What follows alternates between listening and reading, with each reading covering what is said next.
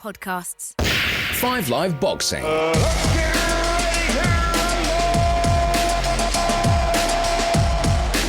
New York last weekend, London now, and AJ is back. That's Anthony Joshua. He's never been away, but this is still the return of Anthony Joshua. A gold medal winner at the Olympics and an idol, double world champion, people's champion, and now, it seems, he's on a mission to win a third world heavyweight title. It's AJ time. This is 5 Live Boxing, and I'm Steve Bunce.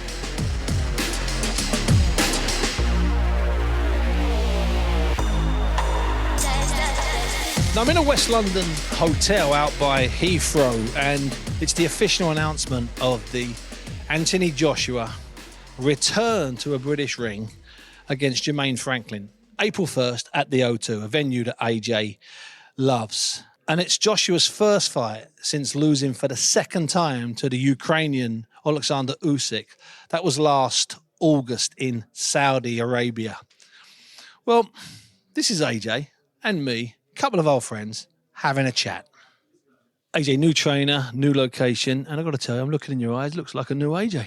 Stop that. That's the truth. Same old. That's man. all I'm looking at your eyes. Same I'm just looking well, at it's you. different. It's a different dawn. It's a different Look a little day. bit sharper. For sure. For sure. But new trainer, new location, new trainer. I'm searching for better things. Like, not saying what I've had isn't good enough, but why stop there? I'm going to continue searching. New location is because that's where he's based, and I have to respect my coach and what he thinks is best, and he wanted me out in Texas, so be it. And you've said in the build-up here that this might be the most serious you've been in your career. Yeah, in a sense where... That's a statement and a half, that, son. Because I've learned a lot. And okay, a loss can be seen as a lesson to a degree, and I have to learn from this loss. So I have to get more serious about what I'm doing. Hence the changes, hence the location, and certain things are like the way I approached my last fight. Like, why did I get a little bit tired in the 10th or the 11th? Why couldn't I push on? What did I do in training? Let me recap. And these are the things where I have to get more serious about my approach. The last fight we were there, I was in Saudi. I was standing at the ring apron when you came out the ring, then went back in the ring. Then I spoke to you afterwards. The most emotional I've ever seen. Yeah. Have you watched that back? Indeed, have you watched that back? The end, not the fight, the end of the fight. And have you watched yourself? Yeah. Of course. What do you think? Which part? Watching it again, all of it. Just the way you reacted and the way you were in the ring. Because I wish someone had pulled you aside. I want to tell you that. Yeah. I'm telling you that as your friend. Well, it would have been a brave person to have done that. I appreciate that, son. I didn't say I was going to do it. I said I would have liked it. It would have taken a brave person to have done it at that stage. I know. Just listen, I'm not perfect, and it's not the right thing to have done.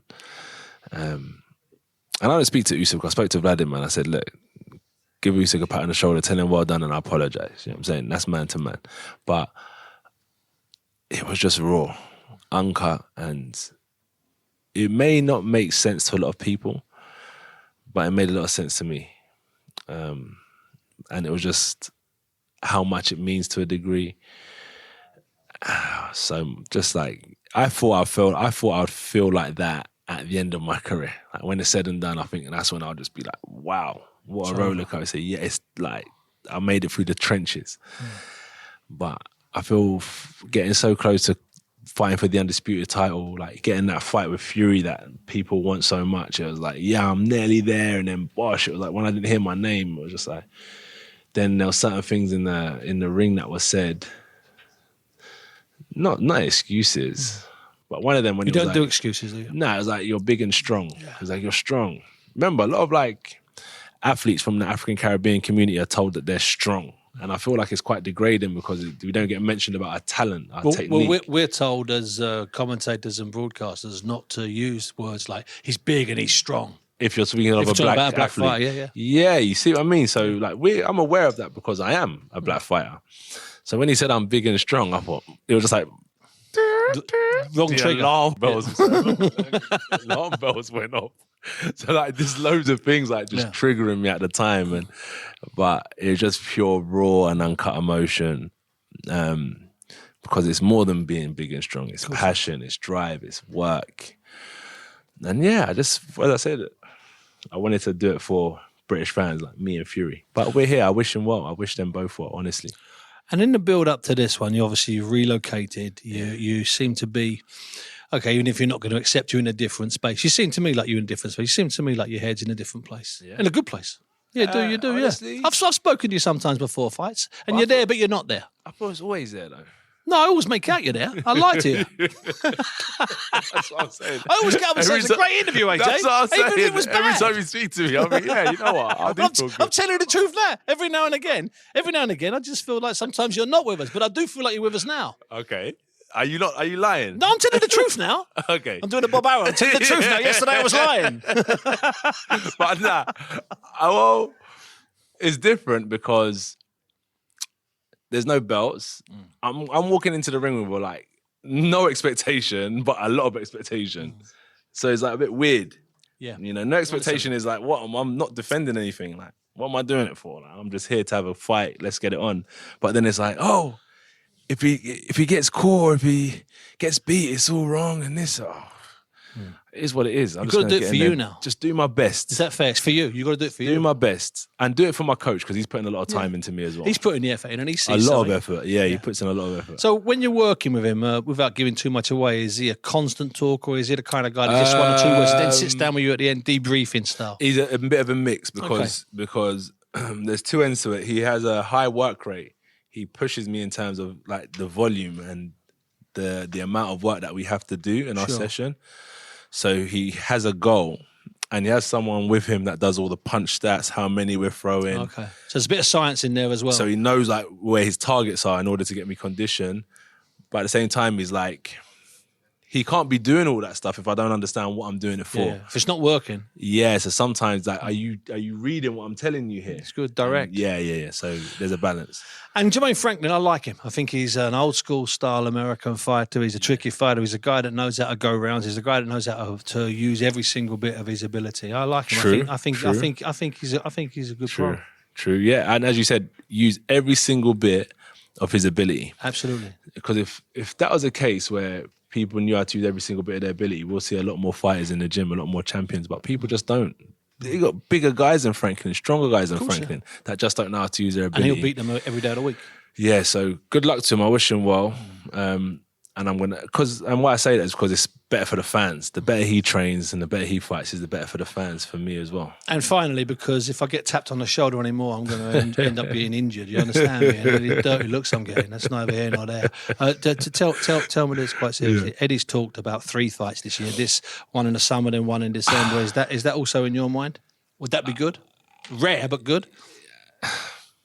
How do I say this? Like, what am I trying to say without sounding rude? It's good that you're asking me because a lot of people speak for me. Yeah. Let me just get past this one fight. Yeah. One fight at a time. Yeah. It would be good to have 3 fights, but what I'm trying to say is that a lot of people say a lot of things about me. No one even calls me. So I'll just get past this fight and then we'll go from there.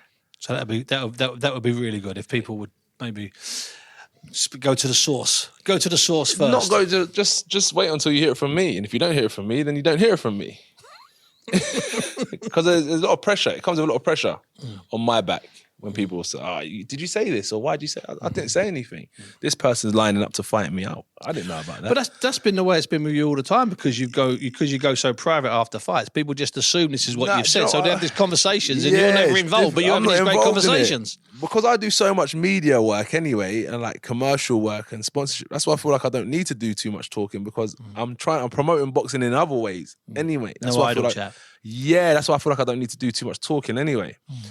But then that rumors start and then it gets attached to that other type of stuff I'm doing and it just gets blown out of proportion. Okay, so we're only working up to April, because imagine April 1st midnight. Imagine I don't fight 3 times this year. Yeah, of course. He said he'd fight 3 times. See?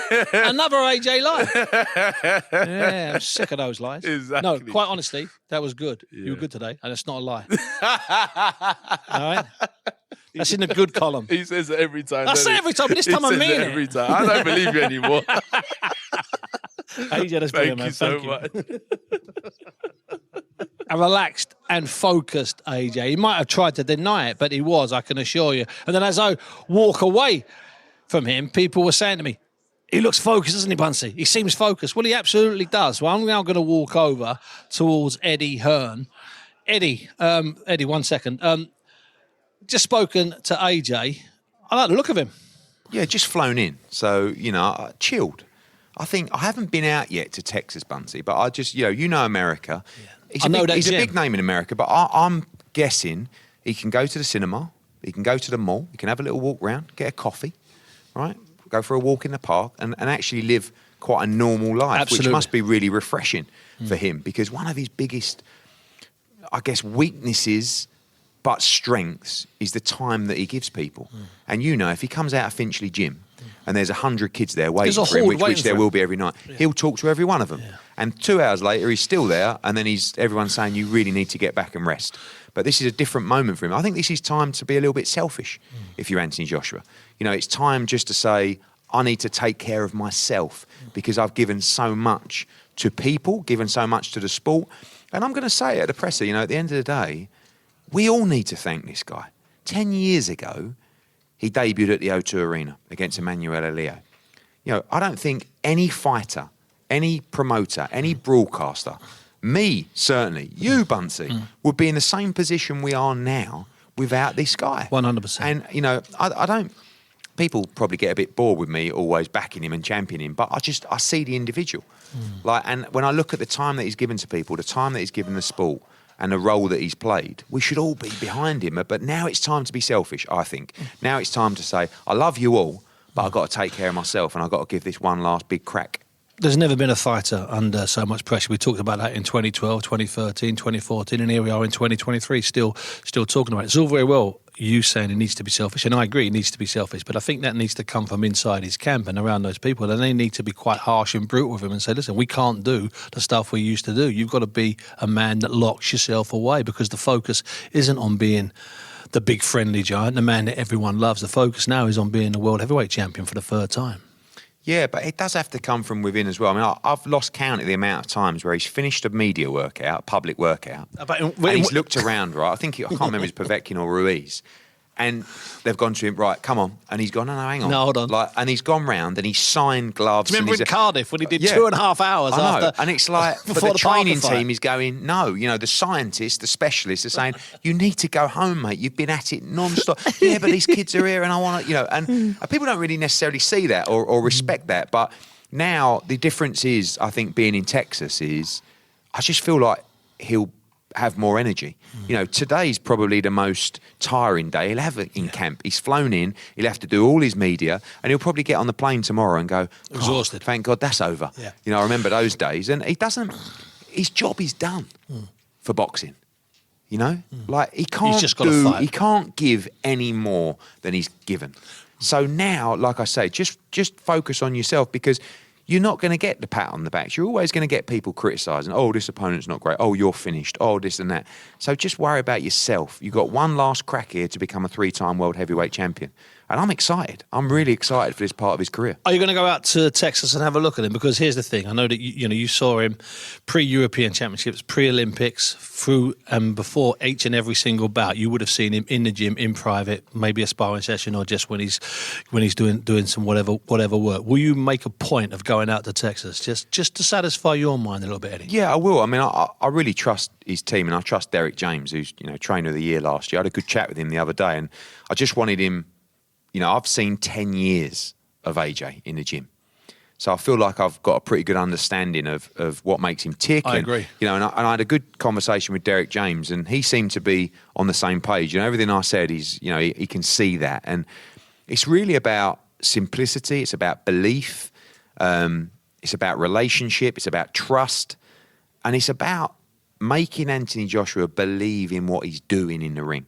This is not a guy that you can bluff. Just get in his ear and say, you're in great shape. Oh, you're going to win this fight. There have been a few bluffers, though, in the last few years. But boxing's full of bluffers. Perhaps I'm one of them. Yeah, talking to the two biggest blaggers there. Right. So, but at the end of the day, at the same time, that doesn't wash with him.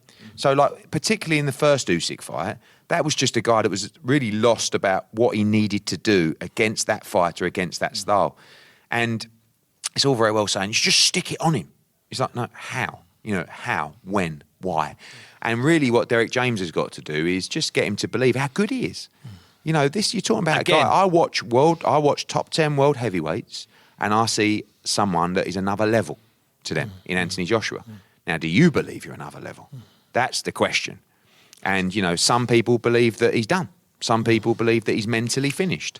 And April 1st will tell us everything we need to know. So the man we need in his ear is not necessarily a man that's going to be standing over him as he sweats and standing over him as he does 100 rounds of sparring. It's a man who can get inside his head from talking, standing next to him on all those coffee breaks, sitting with him in the gym, getting in cars with him, staying with him in his hotel or his apartment. A man that can talk to him and convince him that there's still a fighter in there somewhere. Because at the moment, AJ is actually a walking miracle because he's got no spine, no guts, no heart, no chin, no desire. For God's sake, what's he got? He's nothing, according to the most of the people you listen to. So if Derek can just get inside his head and drag out that old AJ, surely we're back on track. Yeah, and I think that was really the wonderful relationship he had with Rob McCracken over the years. He was exactly that guy. Rob McCracken didn't win him the Vladimir Klitschko fight, but at the end of the 5th and 6th round, he said, "Listen to me," and that was all he needed to say. And AJ listened, and he went out and he obeyed commands and instructions, and he won the fight. Those moments, those deep, dark moments where you're hurting, you can't breathe, you need that voice of familiarity, that voice you trust to say, tell me what to do. And when that relationship didn't break down, but just evolved over the years and sort of disintegrated, that's probably one thing that's been missing a little bit. It takes time, Bunsey. You can't just fly out and meet a guy and then 8 weeks later, he's the guy you trust with your life. But ultimately, I think these two are going to gel really well. And he's also experienced now. Yeah. He shouldn't really take that for granted, what he's been through, the fights that he's been in. The times where he's been hurt, he's been down, he's been up, he's been outboxed, he's seen it all now. Yeah. He's not really a raw heavyweight anymore. He's a seasoned heavyweight. And Eddie, and finally, great moments, jumping over the ropes illegally for calf rots, beating Butte. That's okay, we won't do the illegal bit, but it was a great moment. Jumping in the ring with Tony Bellew when he pulled that out at Everton. The ecstasy on your face when Klitschko fight was over. You want another one of those moments, don't you? Of course, but now it's even more rewarding because if he can find a way back, if he can do a job on Jermaine Franklin, if he can fight Wilder or Wyatt or Fury, and if he can find a way to lift those world heavyweight titles again, that's time for me to go. I'm done after that. And I always said, to AJ that I would go when he goes. Because I just feel like, everything that we've been through, he's been the reason, really, that we're here and we're in this position. We've all worked hard, but without that catalyst, without that superstar, without that guy where young people are starting out in gyms, and you can imagine the influence that he has had to grassroots boxing, the next generation of fighters. You can never understand. No one else has had it. But I want him to be happy. I want him to enjoy. Like, he loves boxing, loves it. And I just feel like the last few years has taken enjoyment out of it a little bit for him because of that pressure. I just want him to be free mentally, just enjoy the opportunities that he's got, enjoy the love for the sport. And right now I see the spring in his step and I see a guy that I think is going to set the heavyweight division on fire on April the 1st. And I can't wait. That'll do it for me. Thanks, Ed. I just didn't want to let my family down, so that's why I sort of push myself every single day. Jermaine Defoe, Outside the Box, from BBC Radio 5 Live. Join me for my brand new Fly on the Wall podcast in my quest to become a football manager. Just being able to look yourself in the mirror every day and just be like, you know what? I did everything right. I didn't cut any corners. From my roots in East London to 57 England caps, winning the Scottish Premier League and everything in between. The gift and the talent, that takes care of itself. But the hard work and the sort of application, this needs to be day in and day out. Jermaine Defoe, Outside the Box. Listen on BBC Sounds. So that's Eddie Hearn. I'm going to walk across to the other side of the dining room where Jermaine Franklin, the opponent, or not the opponent, one of the fighters in the main event, is sitting. Jermaine, hiya, Steve Barnes. I spoke to you before when you came in, before your fight with Dillian Whyte, and you were quiet, unassuming. You got in the ring and you did your business against Dillian Whyte. You didn't get the decision, but he got you this big fight. How have you been? I've been good, just spending time with my family, getting back in the gym, trying to stay ready. So even though you lost that fight, no, it was a good, hard fight. It's, in some ways, is it fair to say that transformed your boxing life? You're here now. You're in a massive fight. Yeah, I would say it opened other people's eyes to show them what I could do. So yeah, it definitely put me back out there on the talent level. And do you watch fights back? Are you one of those guys, Jermaine? After you've had a bit of a holiday, a bit of a break, been with your family, do you sit down and watch the fight back and see what you maybe could have done differently? Yeah, or what you did well, what you did bad? I watched it about 2 or 3 times. Yeah, so I seen some stuff where what I could have did. I could have been a little more aggressive off the front foot a little more. But I honestly think I won the fight. CompuBox numbers say I won the fight. So, I just like this boxing. I know what type of game I'm in. I'm not going to dwell on it or cry about it or live too far in the past. You're not really a crybaby, are you? No. It's not really your kind of thing. No. No. You don't seem like a crybaby. Now, what you're getting here, what we're told, and the whole way that the return this AJ package is that we're getting a new AJ. It's part 2 of the AJ story. It's a man destined to become a world heavyweight champion for the first time. What's your take on where AJ's been the last 18 months, last 3 or 4 fights? He's been up and down in his career, but I still look at him like he is a world champion. The way I'm treating the fight is like he never lost to usage. So in my head, AJ's still almost a unified champion.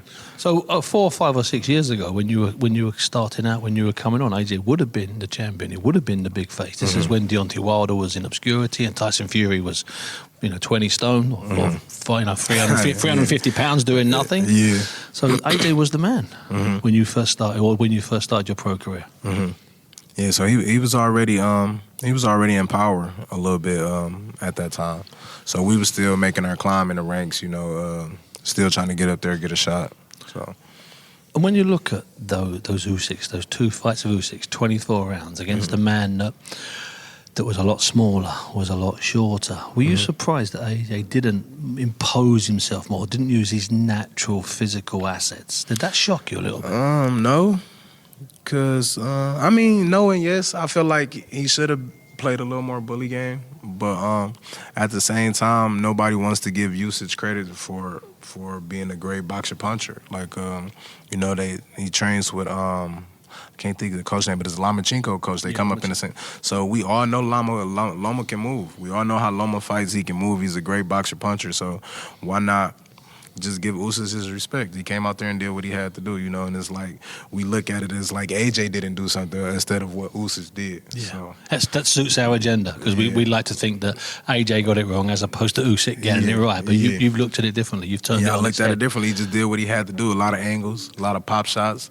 not putting himself in a position to really get hurt. And AJ was still punching him, catching him with certain stuff, certain rounds. So it wasn't like AJ didn't fight a good fight, but I do feel like he probably could have tried to be a little more rougher, physical. And that's a good way to beat AJ. Yeah, so are you thinking that, because you're similar dimensions, you're heavier than Usyk, but height-wise you're the same? From what I've seen, yes. From what I've seen, in a sense, yes, because he's like one of those fighters that he doesn't like to get touched when he can't touch back. So the more you can pop at him and he's not popping you, he gets frustrated. Do you fear AJ in a way? No, I'm not scared of no man. Not scared of no man. What about the idea that we're going to see a different AJ? We're going to see a more aggressive AJ. You got to prove it. You got to prove that. Every camp, everything I've been there, they always say what somebody's going to do, what they're going to do. They're going to do this and that, but sometimes it never happens. So you got to prove that to me. So are you dreaming past AJ? Are you dreaming of getting the type of fights that people are talking about, or aren't you a kid that looks past? I never think past. So I'm dreaming about this fight. Basically, I wake up, sleep, eat, dream this fight until it's over with. This is my only focus. And before the Dillian White fight, was this a fight that had been mentioned sort of in a roundabout way? Had people said to you there's a possibility that you're going to be on AJ's shopping list, which is a good shopping list? Off of speculation, back then, a lot of stuff is spoke about off of speculation. So yeah, back then we kind of speculated I'd be up here. We didn't know which guy I'd be with, but we knew we'd be up here with him. And finally, and thanks so much for your time, Jim. I know how busy you are on a day like this. Before the Dillian White fight, you spent some time up in the northwest. I told you it was going to be cold. It was colder than I told you. I didn't lie. Will you be spending more time? Will you be going back with Tyson and Andy Lee and Joe Parker, spending some time with the big boys up there? No, we going back to the States. I need a little bit of heat this time. I need a little bit of heat. Just came from back home. It's cold back home too. So yeah, we gonna go train in the heat for this one. Jermaine, it's always a pleasure talking to you. Thanks very much. Thank you. Well, that's Jermaine Franklin. He's a big heavyweight, if you're wondering who he is. And he's a friend of the show about that. Now, I'm also going to now talk to Joe Makowski, CEO North America of DAZN, who is a friend of the show. Joe, first of all, I saw you last week briefly. We were trying to get around the ringside in the basement at New York in the Old Felt Forum. What a night that was. What an absolute visual and splendid evening that was. It's great, and look, it's the smaller room at MSG, but it's a great arena for that level of show. Great, passionate fan base. The ring sort of cinematically laid out. Right in front of you. It is like a cinema screen. It feels like you're in a cinema, and a great set of fights, and obviously a great announcement for us with Taylor Serrano too, which we hope will be, if anything like the first fight, will be a real spectacle in the middle part of this year. I can't see it not being a bit like the first fight. And I also see, I was talking to Eddie the morning after that there's a potential for a third fight, which could happen. We'll talk about that in a minute. So I've got a couple of questions about the whole Dublin gig to ask you. But today's AJ, and it's AJ finally with DAZN properly, fully embracing DAZN. And I think good, I'm going to put it to you straight away, it's not a pay-per-view. It's not pay-per-view, and you're right to say that it's 5 years into our relationship with AJ around the world, notably in the US. We've always had an eye on getting AJ domestically here in the UK. We're delighted the deal's been done, and we're very excited about it. And yeah, not a pay-per-view. The first time AJ's not been on pay-per-view for 8 years. We are obviously very focused on delivering a broader boxing schedule that serves boxing fans of all different types, with as much value as possible. And we looked at this and thought this was a great opportunity to sort of live up to that promise. So that's what we've done.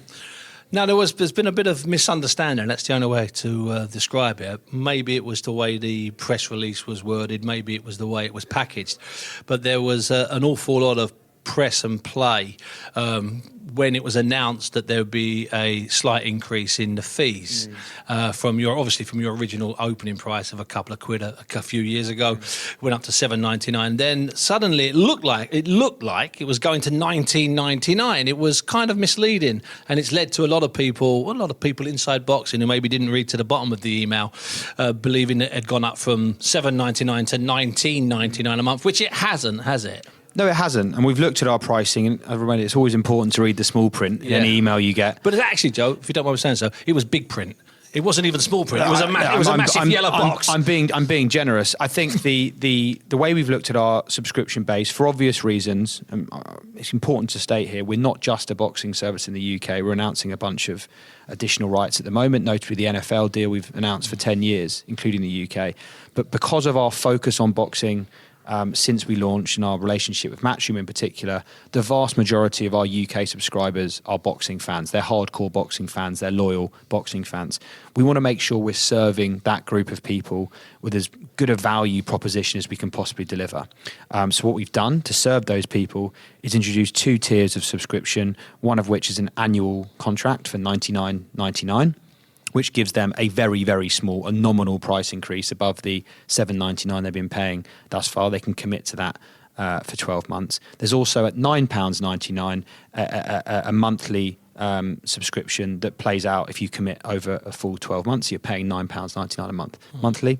There's also clearly, especially as we get into more mainstream waters with fights like Anthony Joshua on the platform, there's a more touristy, more casual, more flexible customer coming to DAZN, and we want to accommodate those people too. Clearly, to make our business work, we can't treat all of those customers in the same way. We want to reward those who are willing to commit and be loyal to DAZN with the best priced product. We've done that, and we've also made available a version of the subscription for the more casual fans who want a more flexible relationship. So we've looked at it. A lot of homework's gone into it.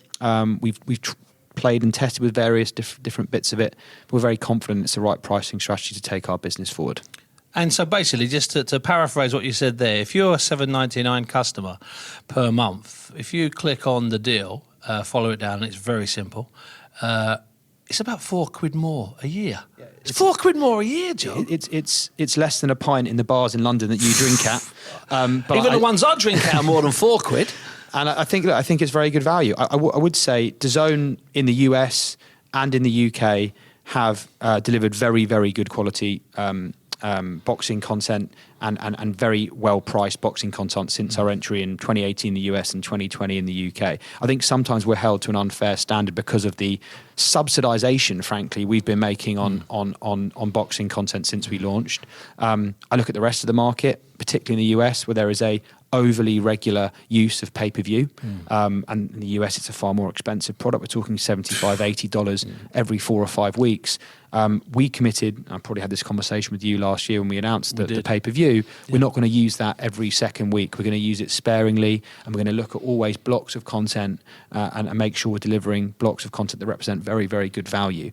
The first 5-6 months of this year in the UK, obviously topped up by our international fight schedule, which is going to be best in class too, particularly in the US. I think is tremendous value. And actually, in a conversation with boxing fans that I've had on social media and in person the last few days, once they understand it and once they do read the small or large print, they actually they recognise the value. So yeah, we're very confident with it. And more importantly, the data that I look at in the first few days of who's moving to what subscription types make me very confident that we've made the right decision. And AJ is a spike fighter, isn't he? That's simple. Any business he went into. You could work in a subscription business, actually. The language you're using about spikes and temp poles, you get it. Yeah, but then I'd end up being upset by someone on the other end of the line that would ask me a stupid question. So I'd probably last about 3 minutes in a call centre. Yeah, it's a bit like me in a media interview, to be honest. No, Joe, you're a delight to deal with, man. I love dealing with you. You're an absolute pleasure to deal with, trust me. I've got to ask you about Katie Taylor, May 20th, and the where it will be or where it won't be. There's no trick question coming. There's lots of suggestions. It's going to be here. It's going to be there. No one seemed to ask this question of Eddie, and I sat down with him for 30 minutes, so I'm also guilty. Do we have to go on May 20? We've announced May 20. May 20 works for us for a couple of reasons. Stranger things have happened for them fights moving a couple of weeks, but I don't expect that we will. Okay. I think that, you talked about a third fight, both regardless of whether it's a third fight or other fights, these guys want to fight regularly. Yeah. Serrano fought last weekend. She'll probably want to fight again before the end of the year. So it's not going to move materially. The late spring, sort of mid-spring, is a good time for it. I'm really excited about bringing Katie Taylor back to Ireland. I think that's an iconic moment. I mean, Eddie said it last week. It's amazing. We had debut as a professional in Ireland, which is insane to think about. And I think for the country of Ireland, it will be a sort of standstill national press moment. We'd love to make it as big as possible. There's clearly economics involved, and I think sometimes in sport, fans need to appreciate it can't just be about the spectacle. It needs to make business sense for it to happen, for the fighters, for the managers, for the promoters, for the broadcasters. And Eddie's been very honest that the costs of doing it at Croke Park are significant. Anything we can do from a DAZN perspective, or people like Conor McGregor offering sponsorship fees, there are ways it can get done, and I think there's a number of ideas been exchanged between us and Matchroom over the last few days. Just throwing it out there, we're not against it, we're supportive of it, and clearly we want to make sure that event becomes as big as it possibly can. What I would say is, I think Taylor Serrano 1 was the best promotion that DAZN have ever done with Matchroom. It was fantastic. You were in New York. It cut through in a way that many boxing fights do not, very few do, into something bigger than, frankly, sport. I had, family friends who don't even like sport that much asking me about that fight, let alone boxing. It transcended boxing. It transcended sport, and it became, I think, if you look back on the history of women's sport and equality in sport more generally, in 30 years' time, that'll be a milestone, and we're very, very proud to have played a major role in that. And it also had the greatest ring walk in history when Katie came out, and she just took about 5 minutes and she just sucked in every breath and looked around. Oh boy, I tell you what, I get emotional just recalling it. Joe, it's always a pleasure talking to you. Good to see you. Thanks for coming. Joe Makovsky there, the CEO of North America for DAZN, obviously clearly and very happy and excited that AJ is finally in the DAZN business. And also good to clear up all of those ridiculous stories about the mad increases. It's £4 more per year, not per week, per month, per year. It's been a good day here.